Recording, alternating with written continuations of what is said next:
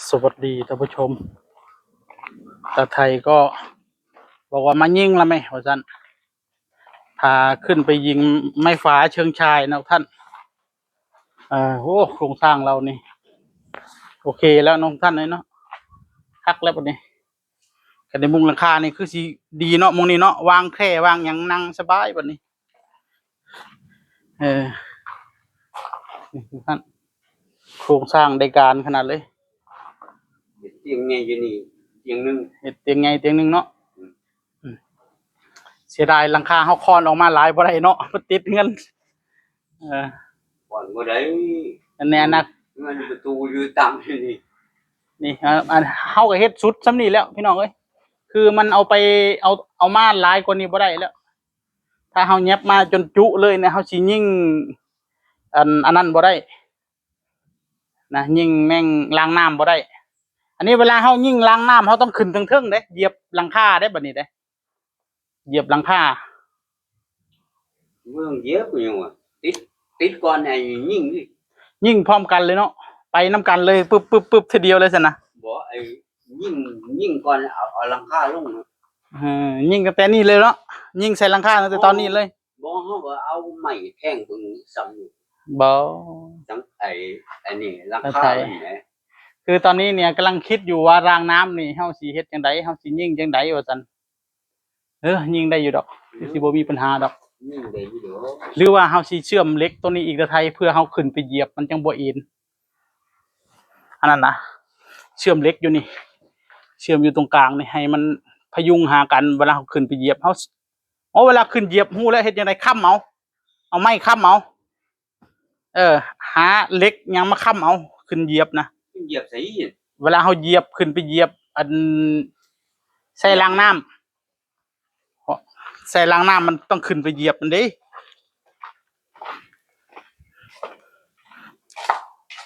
เวลาใส่รางน้ำแล้วมันก็ต้องเหยียบไปแหละบัดนี้ยังไงจัดการเลยบ่ลุยเลยบ่เราก็จะยิงเชิงชายนะท่านเอาเลยตาไทยวะเอาเก้านำมะคือเฮาเล่งข้างหน้าเจ้าพาเฮ็ดเนาะเจ้าว่า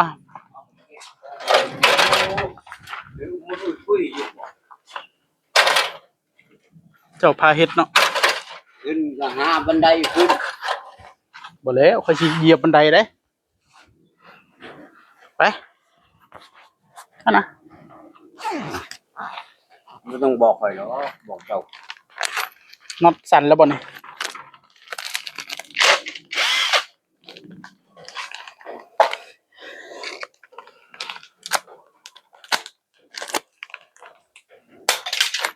ไปวิ่งนะไปวิ่งกะว่าเลือกมุมเลยมุมแล้วบ่นะไปย่างแดดอยู่เนาะหมวกก็มีเขาก็ให้อยู่เจ้าบ่ใส่เนาะเจ้าปะหมวกถิ่มแล้วตัดเอาบ่ปลายนั้นเนาะตัดทีหลังเอาเนาะเอาน้ำอย่าล้ำเลย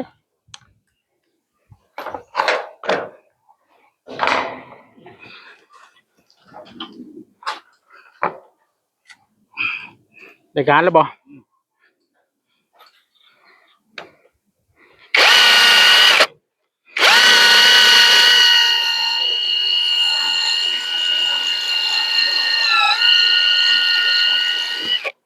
มันแม่นอยู่บ่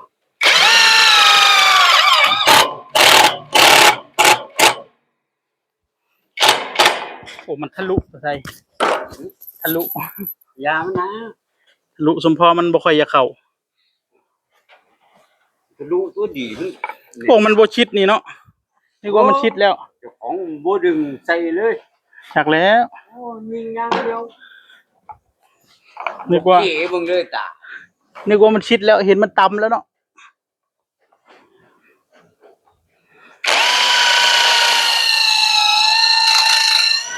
น็อตคือบ่อยากครบวะ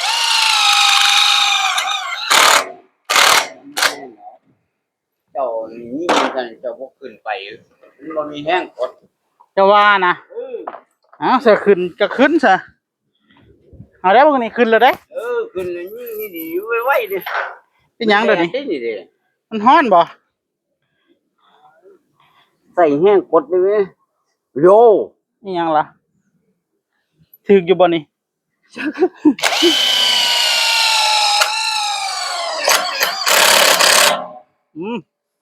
บัดนี้ลงได้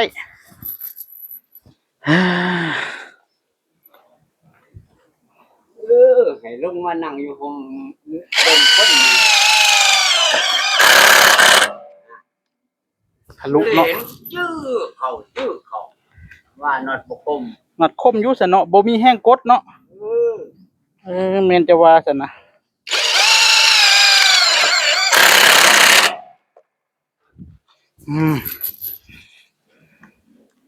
เริ่มงามแล้วได้บัดนี้เนาะ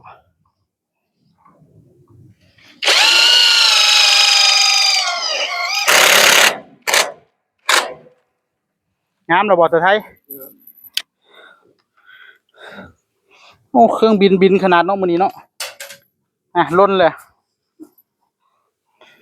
เขาบินมาเบิ่งเฮือนใหม่บ่ฮะ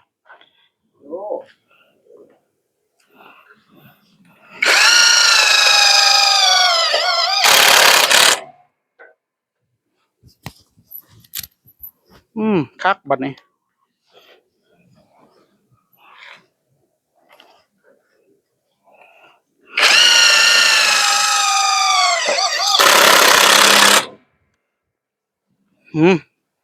โอเค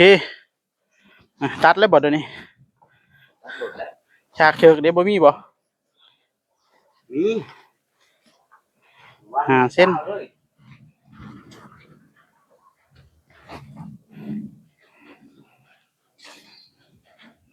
ไอ้ซอยบ่ บ่ต้องก็ได้ เอาเห็ดจ้ะ ขีดมาขีดนี่ละให้มันตรงในจังน้อย5 เส้นบ่6 เส้นซะเนาะแถมเนาะ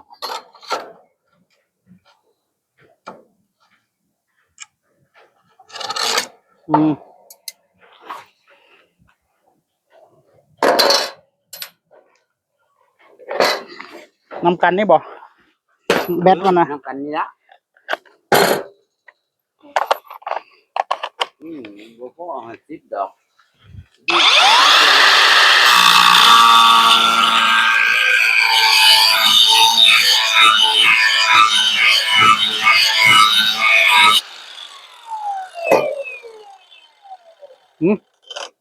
ไว้ใส่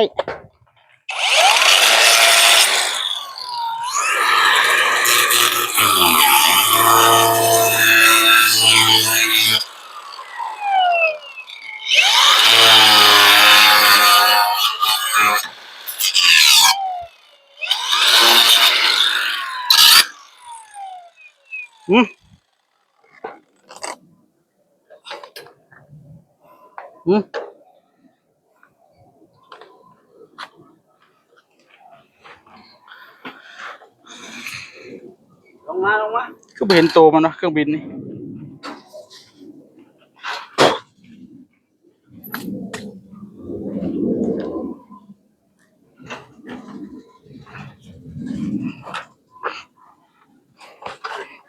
ลูกออกบันได